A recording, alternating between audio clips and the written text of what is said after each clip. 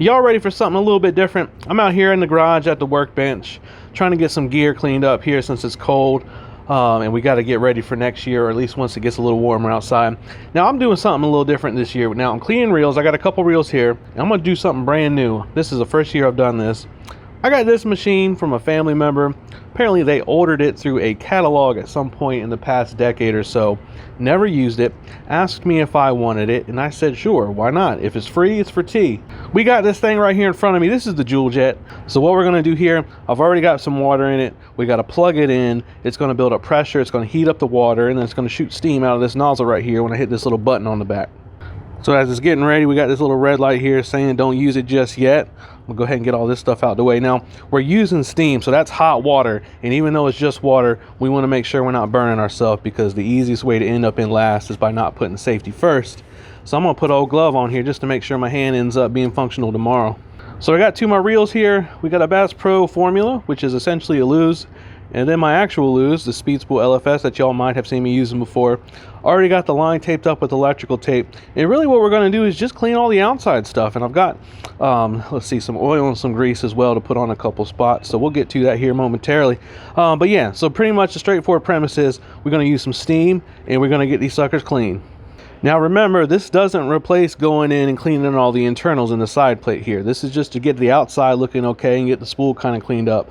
But anytime you're doing actual thorough maintenance and cleaning on a reel, you want to crack that sucker open and get all the stuff straightened in there. So that's not what I'm doing today, but do keep that in mind. If you're new to cleaning your own reels, you're definitely going to want to get a schematic out, make sure you're doing everything right, and put everything where it's supposed to go when you're done.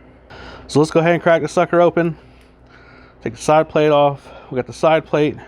We got the spool with the line on it, and then pretty much everything that's on the reel still is just going to go there. So the main thing I want to do is I'm going to hit the plate, I'm going to hit the bearing inside of the plate, I'm going to hit the spool, I'm going to hit the bearing right here on the edge of the spool, and then at some point here, once we get done with those two, I'm going to take the spool tension knob off here on this plate and make sure I get that bearing. So really we're hitting these bearings that all play with the spool, and then also just the chassis itself, to make sure that anything that's on there, we can wipe it off real nice and easy, because we're just using water. There ain't no fancy chemicals going on. It's just a little water bath for them. So here we go. Supposed to do a little quick burst.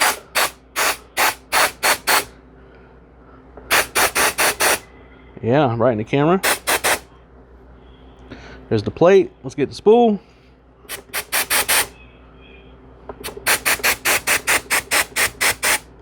All right, and we'll get the old chassis.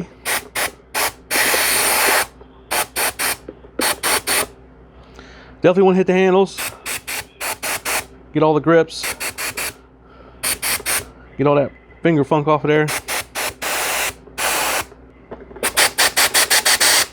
All right, I'm gonna kind of reverse the order. Hit everything one more time. We use some type of cloth. I got all these microfiber rags around the shop here, so I'll go ahead and just get all the excess water off, and which also pulls any of the dirt that the water ended up freeing up as it was getting steamed. Now I just put it back together the way we found it. There we go. One reel down, one more to go. Let's do it.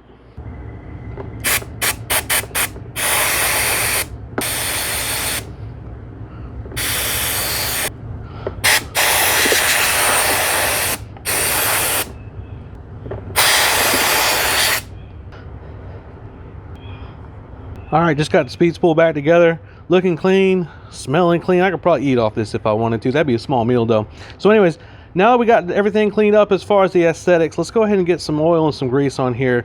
We're not going to be super thorough just because, again, we're not breaking it open, but there are some things you can hit that are right here on the outside that don't require you to take anything apart. Let's look at that right now. Get you some good oil. You got the push button right here. Where that thing slides up and down on the frame over here on either side, go ahead and get you at least one little drop on both of those.